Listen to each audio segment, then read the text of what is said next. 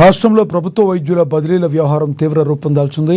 బదిలీలో GO number 38 నిబంధనలు పూర్తి స్థాయిలో అమలు చేయాలంటూ తెలంగాణ ప్రభుత్వ వైద్యుల సంఘం విధించిన గడువుపై ప్రభుత్వం స్పందించకపోవడంతో వైద్యులు నిర్ణయం తీసుకున్నారు. తమ న్యాయమైన డిమాండ్లను పరిష్కరించడంలో ప్రభుత్వం ఉదాసీనంగా వ్యవహరిస్తుందని ఆగ్రహం వ్యక్తం చేస్తూ ఇవాళ ఉదయం నుంచి రాష్ట్ర వ్యాప్తంగా అన్ని ప్రభుత్వ ఆసుపత్రుల వైద్యులు విధులను బహిష్కరించి సమ్మెకు దిగారు. వైద్యుల ఆకస్మిక సమ్మె కారణంగా రాష్ట్ర వ్యాప్తంగా ఉన్న ఉస్మానియా, గాంధీ వంటి ప్రధాన ఆసుపత్రులతో పాటు అన్ని జిల్లా ఏరియా ఆసుపత్రుల్లో వైద్య సేవలు పూర్తిగా స్తంభించిపోయాయి.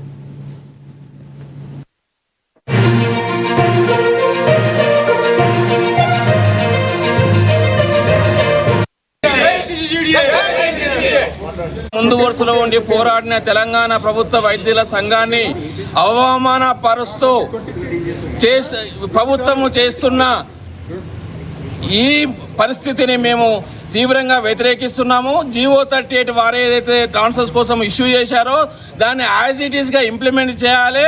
ఇవాళ రాత్రి 12 గంటల దాన్ని మేము సైకిల్ నోటీస్ చేయాలి. రేపు 12 గంటల వరకు ఎక్స్టెండ్ చేసిండ్రు. ఇప్పుడే ఆర్డర్ చూశాను.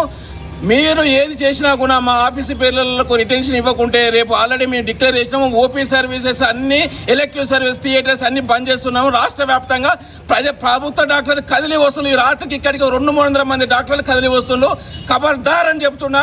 తెలంగాణ ఉద్యమంలో పాల్గొన్న మమ్మల్ని అవమానపరిస్తే మాత్రం దానికి అంతకన్నా ఎక్కువ మనం ప్రభుత్వానికి జరుగుతుందని హెచ్చరిస్తున్నాం. ముందు వరుసలో ఉండి పోరాడిన తెలంగాణ ప్రభుత్వ వైద్యుల సంఘాన్ని హాస్పిటల్ టీజీడీ సెక్రటరీగా యూనిట్ సెక్రటరీని మాట్లాడుతున్నాను.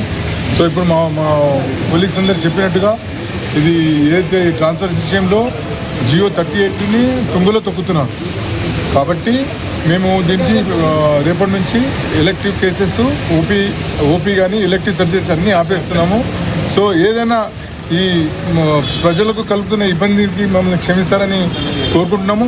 అదేవిధంగా ఈ స్ట్రైక్ వల్ల ఏమైనా కాన్సిక్వెన్సెస్ వచ్చినా, ఏమైనా ఇటువంటి అటు ఇటు అయినా కానీ కూడా దానికి ప్రభుత్వమే రెస్పాన్సిబుల్ అని చెప్తున్నాను. సో దయచేసి ఇప్పటికైనా మినిస్టర్ గారు ఓకే అన్నాక కూడా మనం హెల్త్ సెక్రటరీ గారు మాకు ఇబ్బంది పెడుతుంది.